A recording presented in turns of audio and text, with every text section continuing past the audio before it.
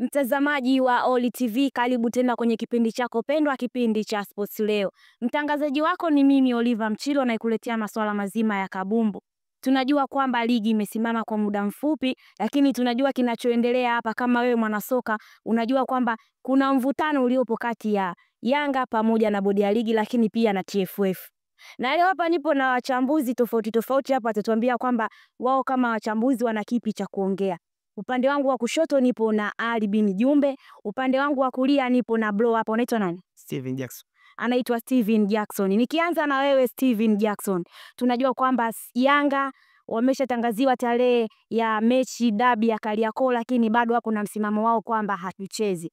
Na bado wanasema kwamba hatuna imani na viongozi wanaoendesha ligi yetu, yani waliopo kwenye bodi ya ligi na TFF. Wewe kama mchambuzi, unahisi hii hali inapelekea kitu gani kwenye ligi yetu?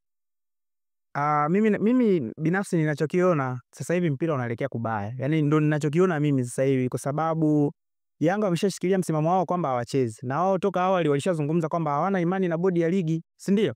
Sasa mimi nadhani ingekuwa busara kama viongozi wao wenyewe wangejiuzuru. Ndo ninachokiona mimi. Yaani kama wangejiuzuru, wangekaa tu pembeni, wangekubali kuwajibika, na kuwajibika sio kutoka tu mbele na kuomba msamaha, hata kujiuzuru pia nako ni kuwajibika. Umeona, kwa sababu sasa hivi tunapoelekea ni kubaya. Sasa kama dabi isipochezwa hiyo tarehe 15, sidhani kama tutakuwa na dabi nyingine, kwa sababu hata Simba nao wenyewe wameshazungumza kwamba ikitokea kama dabi ya tarehe 15 haitachezwa, wao hawawezi kucheza. Na mimi nawasupport, kwa sababu team serious haiwezekani wakaandaa timu mara ya kwanza unaahirisha mechi, wakaandaa tena timu mara ya pili ambayo ni tarehe hiyo 15 inaelekea mechi, afu ukaahirisha tena. Team serious kama haiwezi kucheza. Kwa hiyo mimi ninachokiona, wao viongozi tu wangekubali kuwajibika, wangekaa pembeni, waingie watu wengine, kwa sababu sasa hivi yani hakuna ligi tena hapa. Sio, umenielewa? Ndio ninachokiona mimi. Yani viongozi wakubali tu kuwajibika. Huyo ni mchambuzi wangu, anasema kwamba viongozi wakubali kuwajibika, kwamba wajiuzuru. Lakini hapa nipo na Ali bin Jumbe. Vipi, ujambo? Jambo. Naam, kwako Ali. Nikija kwa upande wako wewe kama Ali, kuna tetesi za chini inasemekana kwamba kuna refari amekabidhiwa mechi ya tarehe 15, lakini yeye amekataa. Unahisi kwa nini amekataa kuchezesha hiyo mechi?